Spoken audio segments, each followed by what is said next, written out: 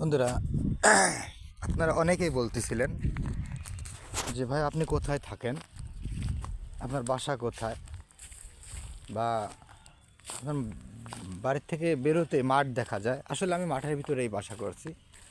এই জায়গাটুকু কিনে মাঠের ভিতরে একটু বাড়ি করছি ভাইয়া। আর এই যে আমার বাড়ি, এইটা আমার বাড়ি। আমি এই যে ভাই,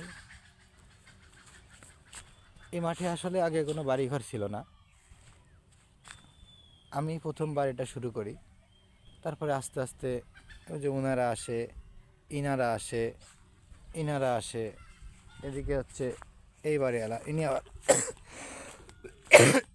আসতেছেন। অনেক কাশ হয়েছে ভাই, ঠান্ডা পানি খাইছি তো ঠান্ডা লাগতেছে। এই দেখুন, এই যে বাড়িটা একটু পুরনো বাড়ি, আমার আগে ইনি আসছে। তাছাড়া আশেপাশে কোনো বাড়িঘর নেই। এটা দেখতেছেন, এটা এই সেই একটা ভিডিওতে দিয়েছিলাম রাজাকারদের বাড়ি। এনারা পালিয়েছে, এনারাও অনেক অনেক পরে কিছুদিন আসছিল, আসার পরে গন্ডগোল মারামারি করে পালাইছে।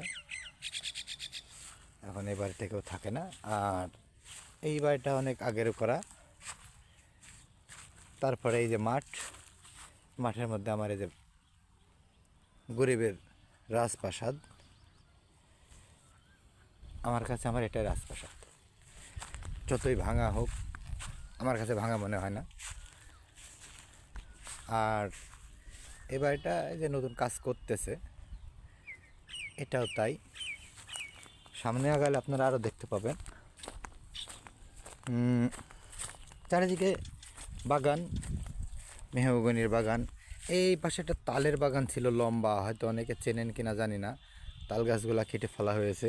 সুন্দর একটা জায়গা ছিল এখানে, অনেকে আসতো, ছবি তুলতো, বসে থাকতো, আড্ডা দিত। কিন্তু তাল গাছগুলা কেটে ফেলার কারণে জায়গাটা নষ্ট হয়ে গেছে। আমি ওটা নিয়ে পরবর্তী একটা ভিডিও বানাবো।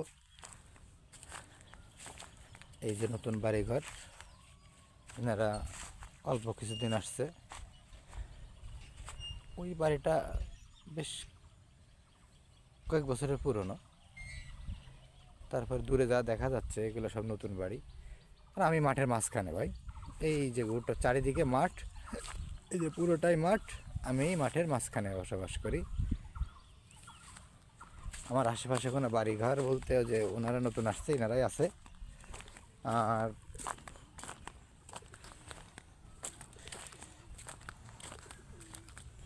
এই যে